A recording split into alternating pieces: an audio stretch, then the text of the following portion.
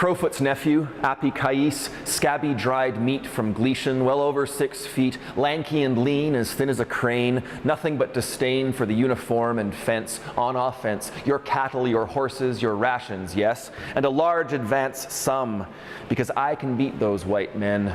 I can run.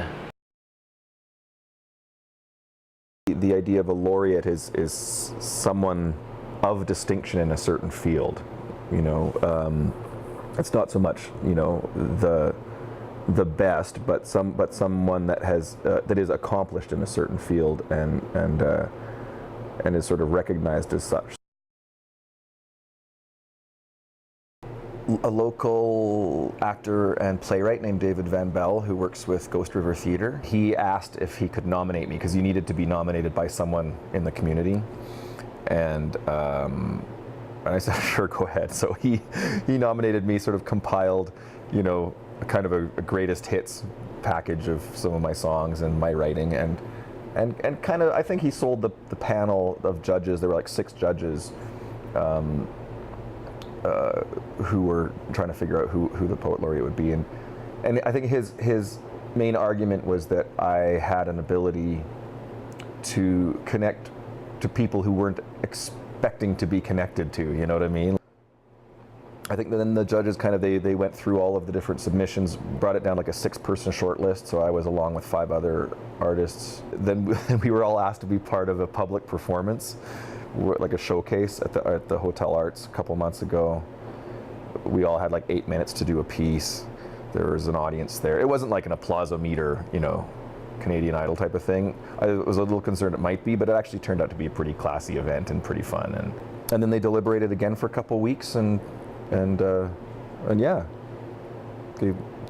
gave me a call, and I went into City Hall and did a new poem, and then yeah.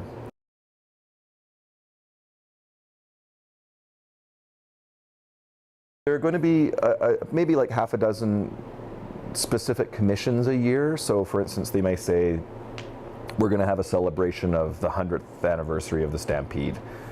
You know, could you write a piece for that? Maybe, you know, if a really well-known public citizen were to pass away or something, maybe I'd write a poem in honor of them.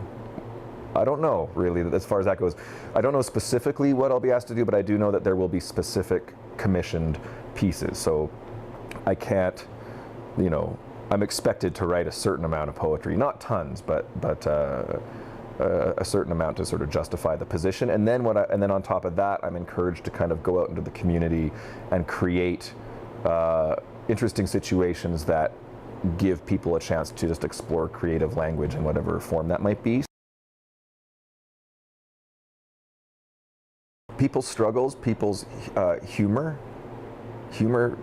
nature, animals, headlines on, you know, in newspapers and magazines, conversation, the way people use language. I love listening to people in sports lounges and office towers and on the street, and using their use of language in my in my work. It's an evolution, but I think that, yeah, more and more over the last 5 years, it's been more about the words and less about the music, which is okay.